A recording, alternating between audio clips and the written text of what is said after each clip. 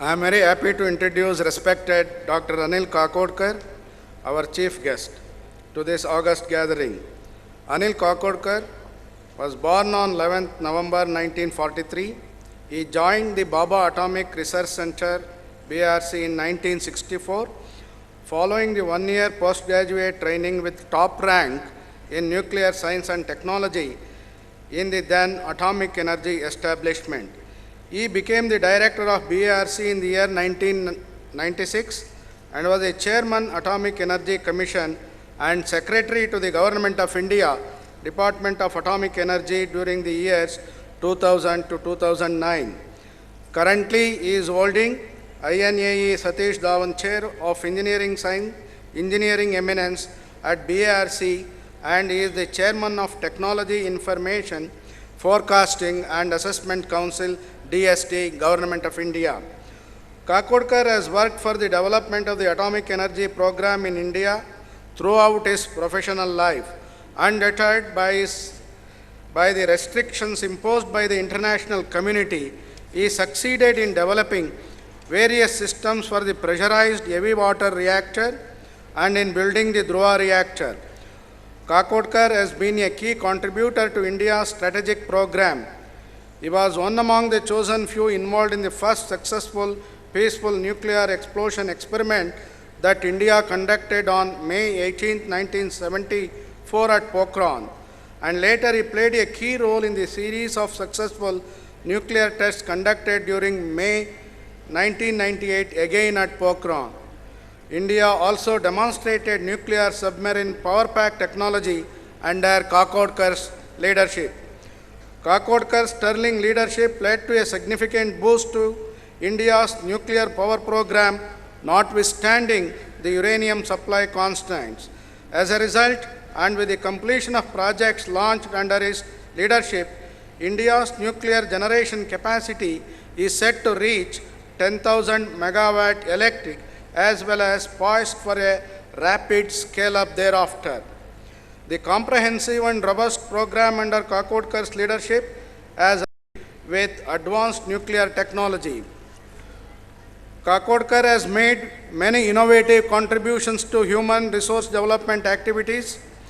Establishments such as National Institute of Science Education and Research, DAE Mumbai University Center for Basic Sciences, and Homi Bhabha National Institute, Dr. Kakodkar started, are expected to result in a fresh wave of human resource development, generating greater experimental capabilities and bringing in linkage between basic research and technology development for the acceleration of India's multifaceted atomic energy program.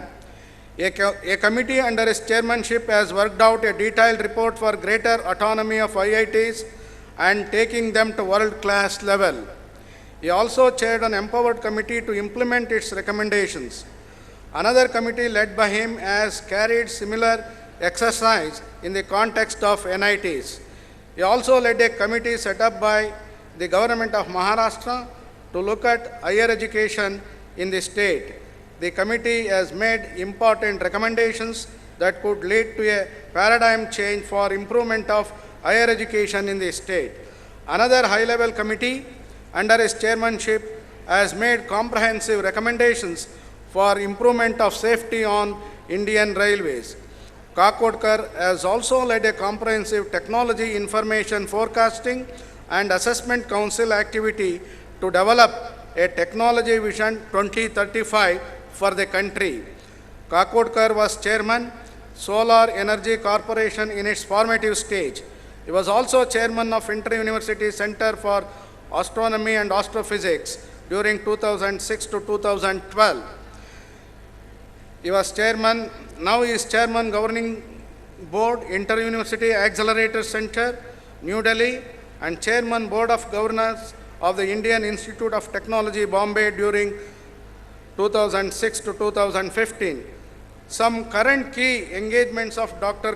Kakodkar are: he is the chairman of Scientific Advisory Committee on Hydrocarbons of Ministry of Petroleum and Natural Gas. He is the chairman of Solar Energy Research Advisory Council, Jawaharlal Nehru National Solar Mission, is a member Atomic Energy Commission, member ONGC Energy Center Trust, member Board of Trustees, Council on Energy, Environment and Water, is a member Advisory Committee on Promotion of Research in Science and Technology in universities and other academic, scientific and engineering institutions, MHRD. He is a member of Board of Trustees of Asiatic Society. Dr. Kakodkar is a Fellow of Indian National Academy of Engineering, Indian Academy of Sciences, the National Academy of Sciences, India, and Maharashtra Academy of Sciences. Dr. Kakodkar has received 23 honorary doctorates in science, literature, and philosophy. I am not giving the details. Sir, please excuse me for not giving the details.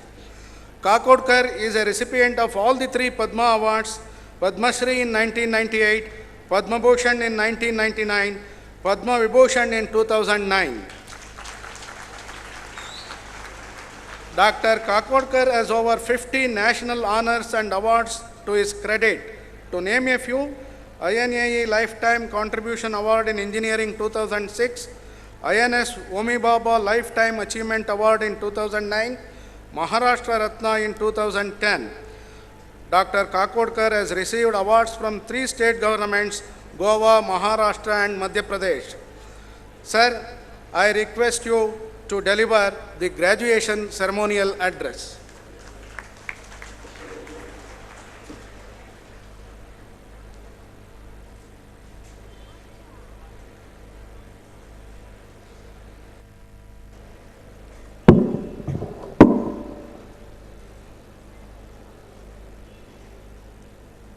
His Holiness Dr. Shri Shri Sivakumara Swamiji, Mathadhyaksha of Shri Siddhaganga Math, Shri Shri Siddhalinga Swamiji, President of Shri Siddhaganga Education Society, and this graduation function is, I think, very blessed by benign presence of both Swamijis.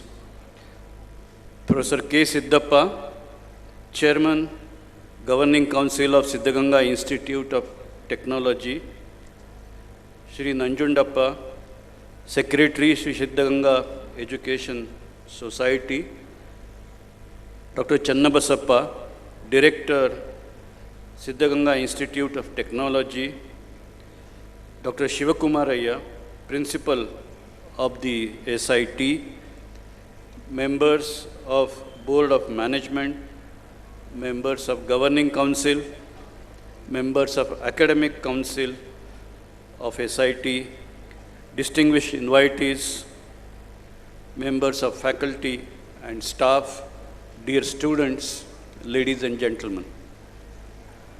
I am indeed very happy to be here today to participate in the 7th graduation ceremony of Siddhaganga Institute of Technology.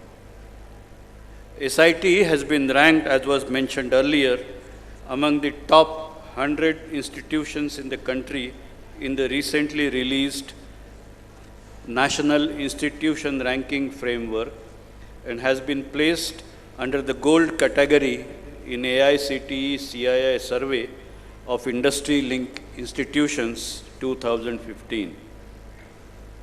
Graduation Day is a special day in the calendar of an institution of learning. It marks the culmination of a phase of learning, and after having satisfied that the student is now ready to face and contribute to the world at large in the chosen domain of learning and training as a worthy individual, the elders give the final advice and blessings for a further journey that the student is embarking upon. It is a solemn occasion for the students and also for the teachers. The bond between teachers and the students that is supposed to have been built through years of mentoring, brings in an emotional content to the graduation day. I wish to use this occasion to first thank the teachers who in their own way have contributed to shaping the young minds while they are with the institution. My congratulations to all students, those are graduating today. Some of you who have been specially recognized deserve our highest appreciation. All of you have gone through your respective courses of studies and have been adjudged to be worthy of the degrees that have been awarded to you. You are now ready to face the exciting world out there. As an educated individual, you have to be an important part of the nation-building process through your respective capabilities that you have acquired here. Today, there is ample scope for innovation and entrepreneurship.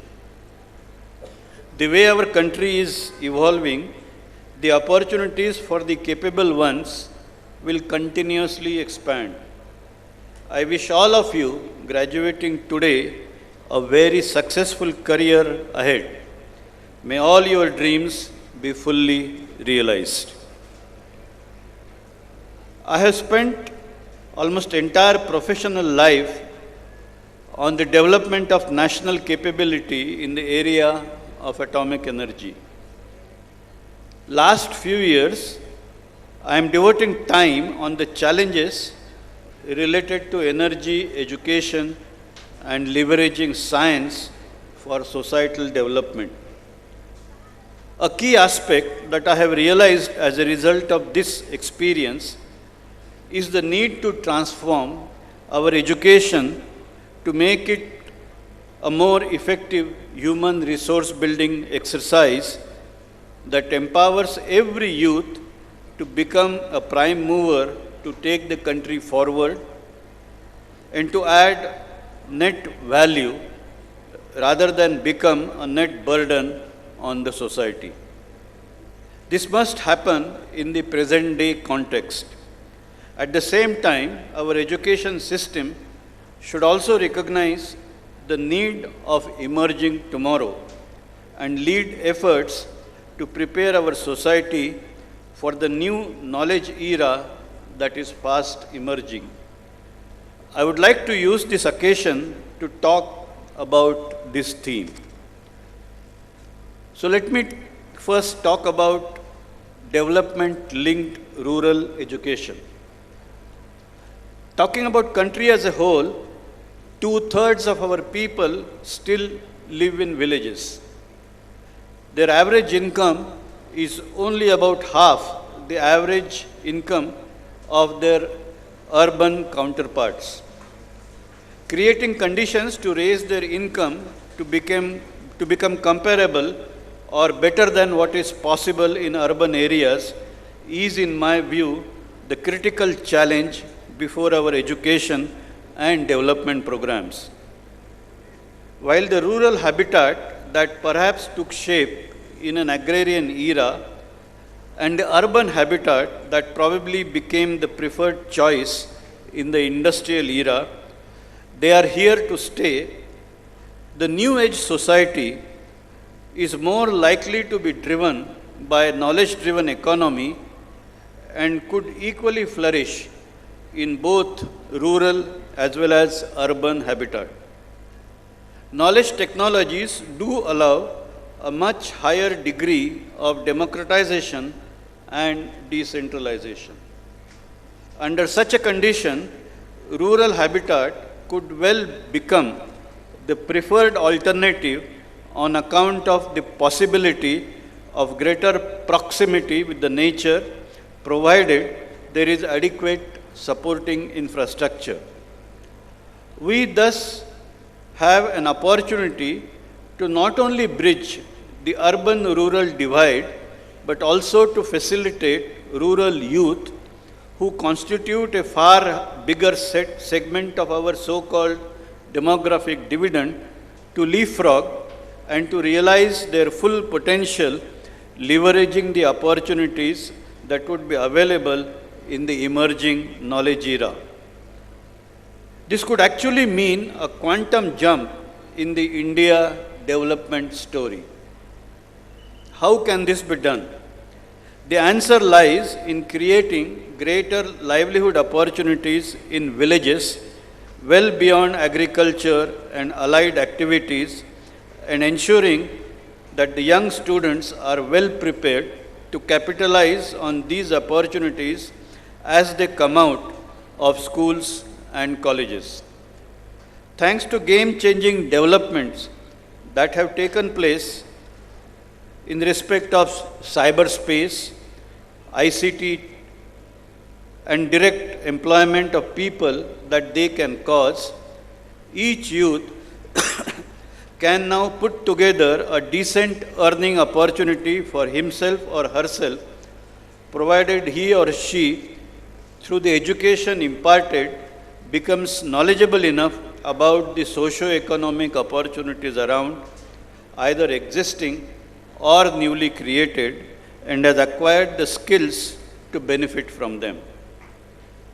A time-tested way to facilitate a holistic learning environment necessary for realizing such an objective is to link imparting of knowledge with socially useful productive work while in our education institutions.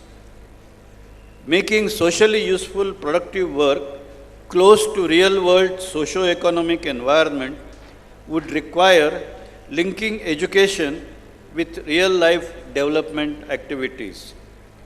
Through this mode, the education domain can simultaneously contribute to capable human resource as well as to new inputs for our society as well as industry through the following things.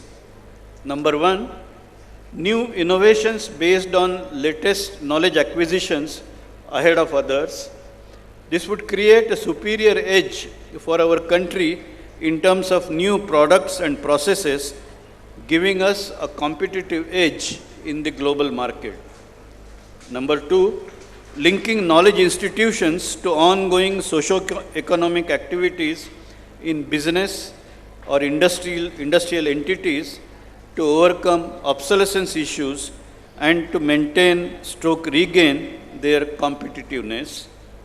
And number three, exploring issues of development of strata at or near to the base of socio-economic pyramid and devise as well as implement solutions to minimize disparities in our society. I do believe that linking education and development this way would significantly enrich higher education while at the same time paving the way for development on a more sound footing in the bottom-up mode. A typical framework to pursue such an approach is to set up what I call a sillage, best of city in a village, a knowledge center within a rural domain with modern research and living facilities to attract capable researchers. Such a sillage could be a standalone rural university, a rural campus of an existing university, or a higher education institution in a rural area. A rural human and resource development facility should be established in each sillage to support outreach activities in terms of awareness, demonstration, training, guidance in deployment, and problem solving related to technologies relevant to enhancement of livelihood of rural people. Initially, such technologies could be sourced from outside, but eventually one could expect a significant technological contribution from the sillage itself through research and development work done by the faculty and students of sillage. To enhance outreach, several technology demonstration centers could be established in the neighborhood for the benefit of local population. Such centers could also house a range of relevant technologies that can facilitate higher livelihood with a much broader outlook, much the same way as Krishi Vigyan Kendras do in the context of agriculture. We can call such demonstration centers as Advanced Knowledge-Based Rural Technology Initiative, AKRUTI for short. Active programmatic linkages between a SILAGE, RHRDF and AKRUTIs in terms of addressing technological needs of the neighborhood as well as identifying and pursuing new research problems relevant to the development needs of the area would not only benefit the neighborhood through technology and capacity building, but also the knowledge institutions hosting RHRDF and AKRUTIs through greater relevance and impact of research being carried out. Depending on the academic and research excellence in the institution, I have no hesitation to say that through the choice of original problems needing solutions, we can even expect the research in such institutions to become world class. In addition to promoting technology-enabled development and related livelihood, a SILAGE can also contribute to a new paradigm in the school education around.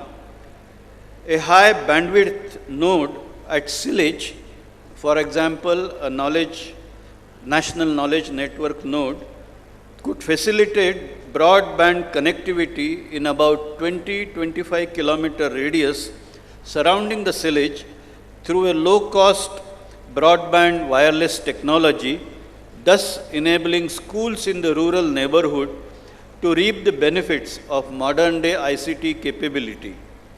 Proximity of AKRUTIs with schools could further enrich education through exposure to real-life, socially useful, productive work relevant to the new technology era that we seek to usher in. I believe that such an ecosystem would contribute to improved quality of education, higher livelihood, and an ambience of innovation that would move the neighborhood upwards on the path of socio-economic development consistent with the objectives set earlier.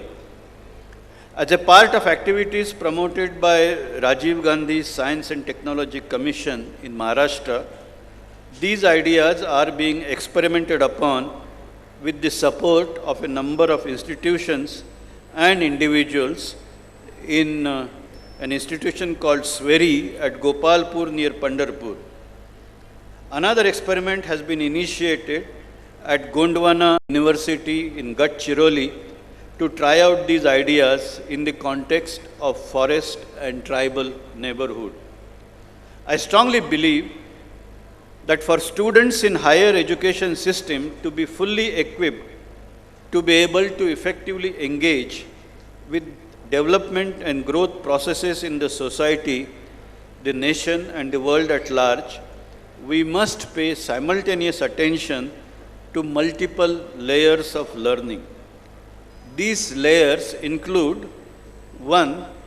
Learning all the way up to the frontiers of knowledge in chosen subjects in an ambience of research that continuously pushes these frontiers, knowledge frontiers forward, gaining proficiency and hands-on skills in procedural knowledge related to a chosen area of new creation, services, and other socio-economic and cultural activities. And 3, engagement with society and environment in the context of learning being pursued and exposure to basic human values. Unfortunately, today, our education institutions do not provide a comprehensive ambience for these layers of learning. In addition, we have barriers for students to benefit from a holistic learning experience through participation in all these three layers simultaneously. In a sillage, we should be able to eliminate this serious shortcoming. Let me now move to another aspect, and that is making our R&D expenditure more productive. Today, in our country, our total expenditure on research and development is comparable to or larger than countries like Israel, Canada, Sweden, UK, Switzerland, Finland, and others. And our spending in R&D per full-time equivalent scientist is also comparable with countries that have the highest spending in this regard. India should thus have been a technology superpower, at least comparable to countries listed above. Unfortunately, barring a few exceptions, we are still very dependent on other countries for our technology needs. While there is definitely a need to enhance our R&D spending, the need to bring in better accountability in terms of outcomes in our S&T system is perhaps equally, if not more important and urgent. This is a challenge that our knowledge institutions and our industries must meet at the earliest. A sillage should be able to meet this challenge squarely in the context of rural India, which soon is poised to become a large market even when seen in the global perspective. It is important that our research is driven by important problems rather than just pursuing what can be done or what is more fashionable. Thank you.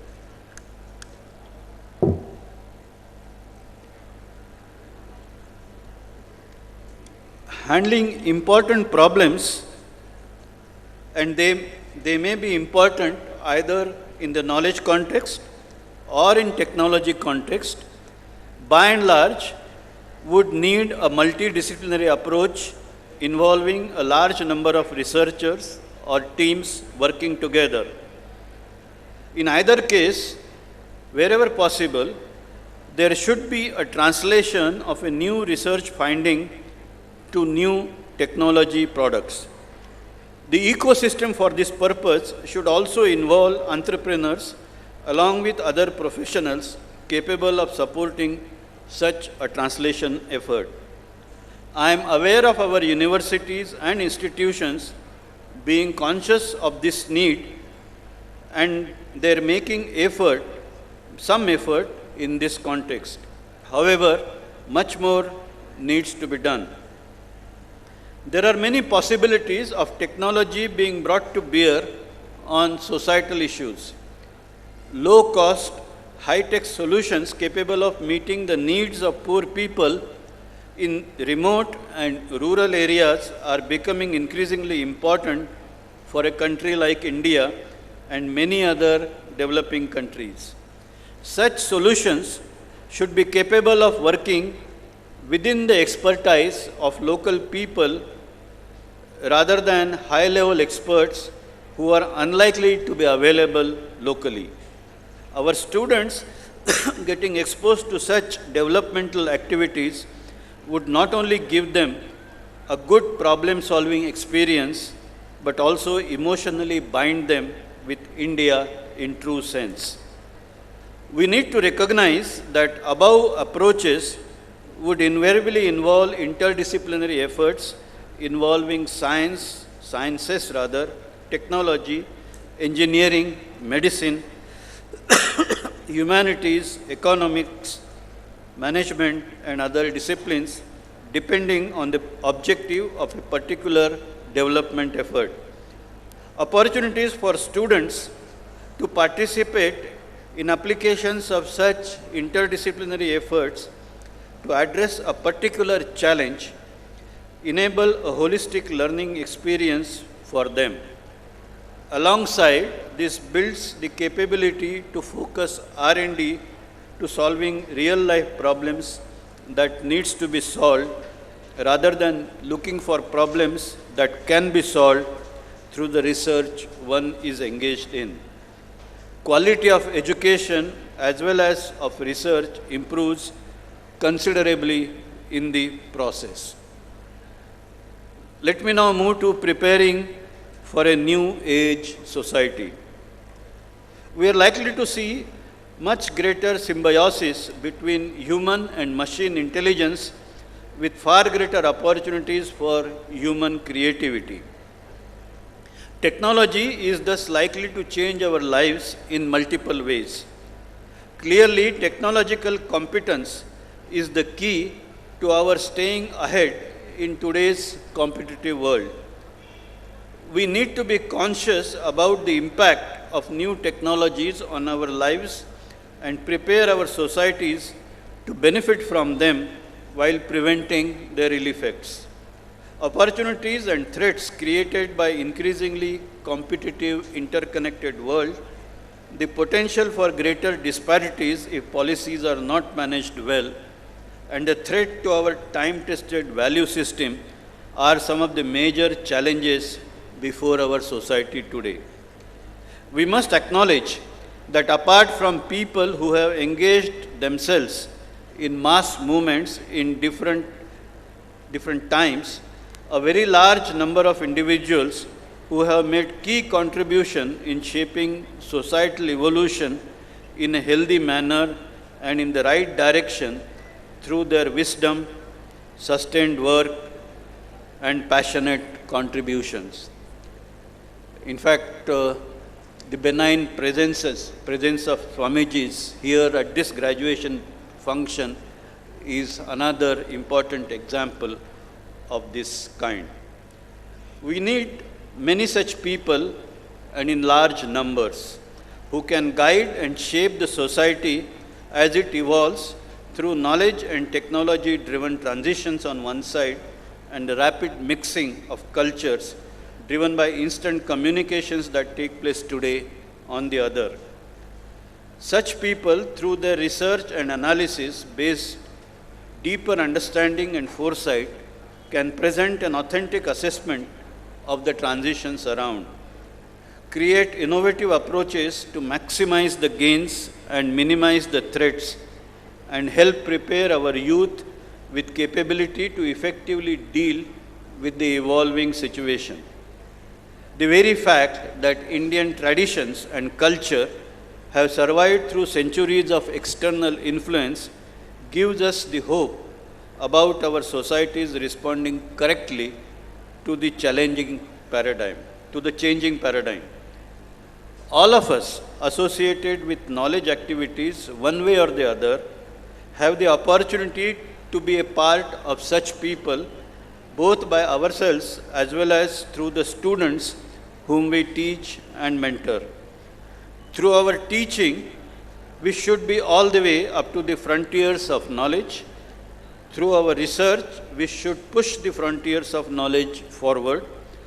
Through development of technologies at the cutting edge, through nurturing a spirit of innovation and entrepreneurship, and with strong commitment to our time-tested value system, we have the opportunity to nurture individuals who can be an important part of people who can shape the destiny of our nation. We all must resolve to make that happen through our respective pursuits of scholarship, research, and engagement with the society and industry around. Let me now come to closing this address.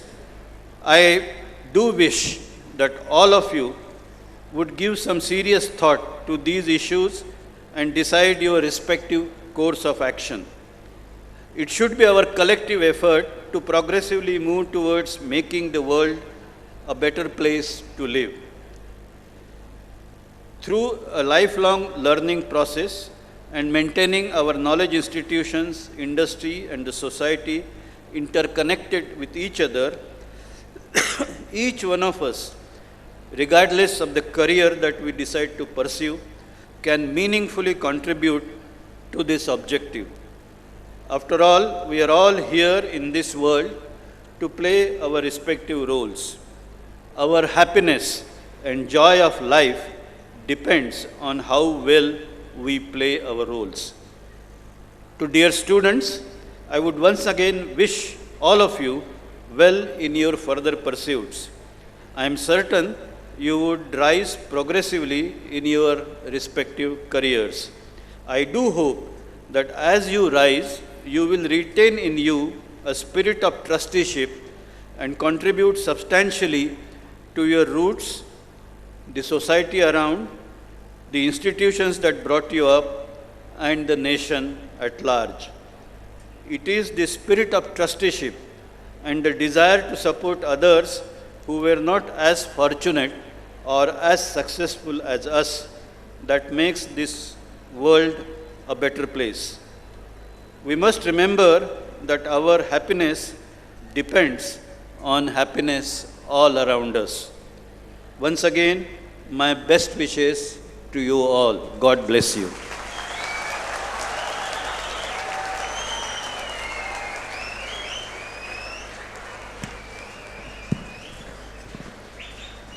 Thank you very much, sir.